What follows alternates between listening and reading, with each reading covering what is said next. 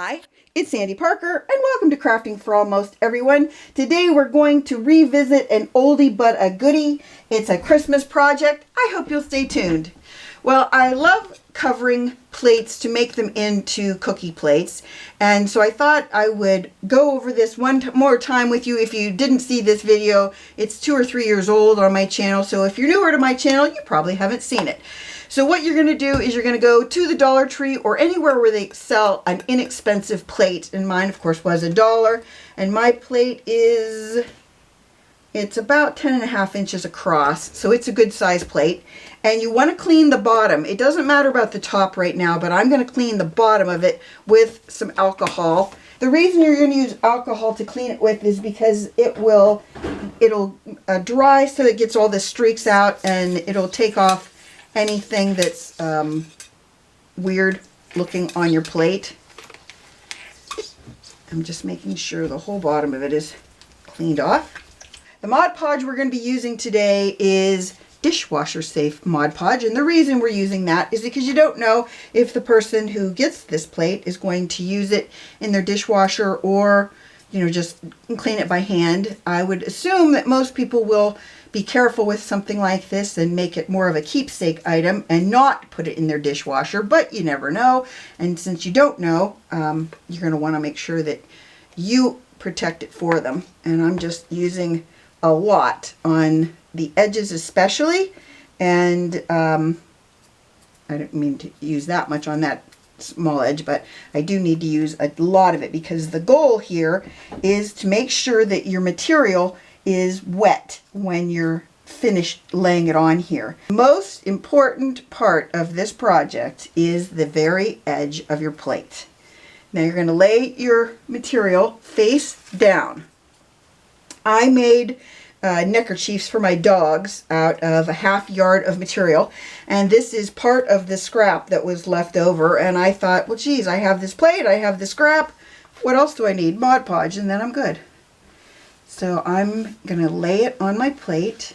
This is why you have so much Mod Podge underneath, because you have to make sure that your plate is really well adhered. Then before I add the next layer of Mod Podge, because you're going to coat this part, it's easier if now is when you cut off your excess material. What you're going to want to do is you're going to take your scissors and lean them up against the edge of your plate. Now you're not going to try and get over your plate. You're trying to just get basically up to the side of your plate. So this is what it's going to look like if you hack at it like I hacked at it. I'm going to flip it over for a second just so you can see how nice it's going to look once it's done. Do you see this little flaw right here? There's like too much material.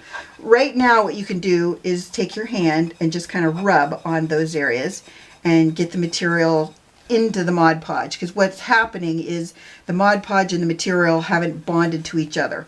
Those kind of spots should dry and go away, but if you see it, like if you see a spot that you're concerned about, now's the time to fix it if you can. So what we're going to do next is we're going to Mod Podge the back of the material. You want to make sure that you get a good coat on the front, which is on the plate, and the back, which is what we're doing now, because you really, really want to get the whole piece of material soaked down into the plate. It's the only way you're going to make this work. And we're not going to do just one coat. We're probably going to do 2 or 3 coats, depending on when I run out of Mod Podge, because I only have a little bit left, and I don't want to buy another jar for this. I'm having a fight with Mod Podge in general because I'm mad about the outdoor Mod Podge. If you hadn't seen that video, I made these really, really cute decorated birdhouses that I used outdoor Mod Podge on, and of course they were to go outdoors. And once I put them outdoors, first of all you had to let them set for 30 days, and then you had to put a sealer on it. And I kind of thought Mod Podge was the sealer, but apparently when you're using outdoor Mod Podge, it is not the sealer. So what I had to do is let it sit for 30 days and then put the sealer on it, or put the sealer on it and then wait 30 days. I don't remember the order right now because it was a while ago. But anyway, I put them outside after waiting all this time, and I'm so excited. And within a few weeks, I could see that not only was the pattern of the image getting like really faded from the sun, which I guess I thought that the outdoor Mod Podge would have protected it from, and it also had this weird black stuff on it.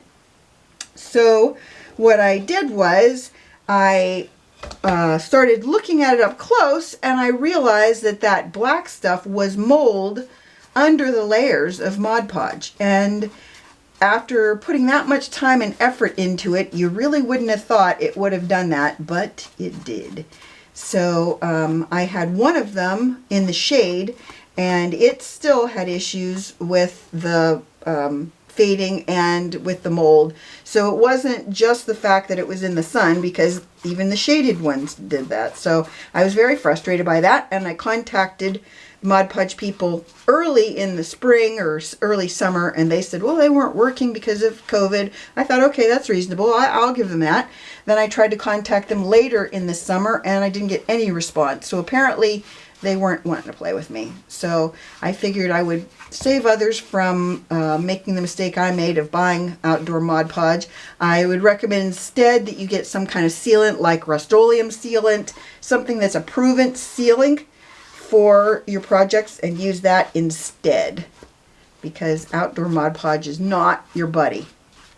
Okay, I think this is pretty good for a first coat on the back. Now you're going to want to go in different directions. Like the next time I seal, I kind of have this kind of motion going right now. The next time I seal it, I need to go in this kind of motion, because what you need to do is you need to make sure there isn't a pattern that keeps appearing on your finished side. The other thing that you want to do right now, I'm going to make sure I get any excess globs off. You want to flip your plate up, and you want to put more Mod Podge under the edges of your material, because it's really key that you glue those edges down with an excess amount of Mod Podge. And you also want to make sure you don't have any bubbles. And what I mean by bubbles, not really bubbles, more like wrinkles. Sometimes your material will do something, I'll just make a little wrinkle. Sometimes you'll get something that looks a little bit like this, but not as exaggerated. And you just need to make sure you just rub your material to get it to flatten out. And now is the time to do that as well, because you don't want to have any problems with it later. And let me finish going around it, and we'll come back once our project has gotten another coat on it. So I let it set to dry, and I think it should be pretty dry right now to do my next coat. I only have one coat on there. I thought I'd flip it over and show you what it looks like underneath. A lot of people get concerned about those lines that you can see inside the piece. As the Mod Podge dries, it should, those marks should go away. It's kind of a dampness, I think, that you get. I've never had one where the marks stayed after it's dried. So I just thought I would tell you that you can be sure that it's going to have some kind of look to it that's kind of hazy inside at first. But that should, as I said, once this dries, it should go away. So let's put our next coat on.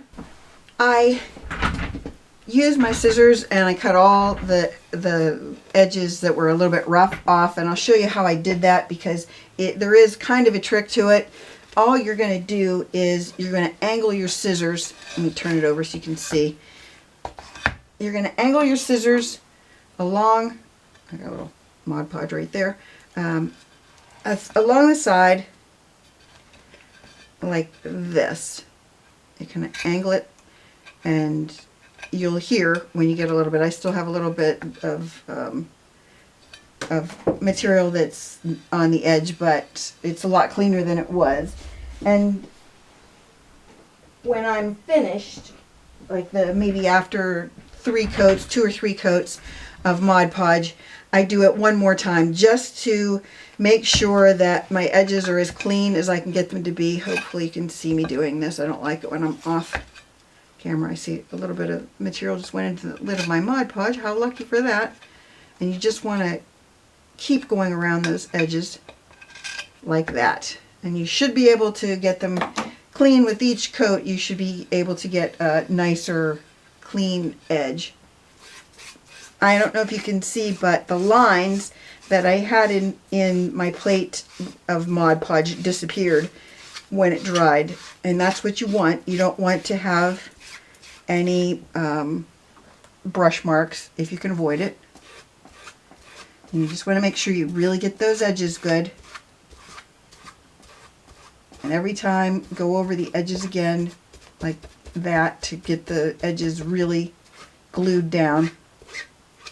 So here is my plate. It's finished. I did 3 coats of Mod Podge. It's dry on the back, but I don't know if you can see, there still are some spots on the inside, or like when you look at it, that aren't dried.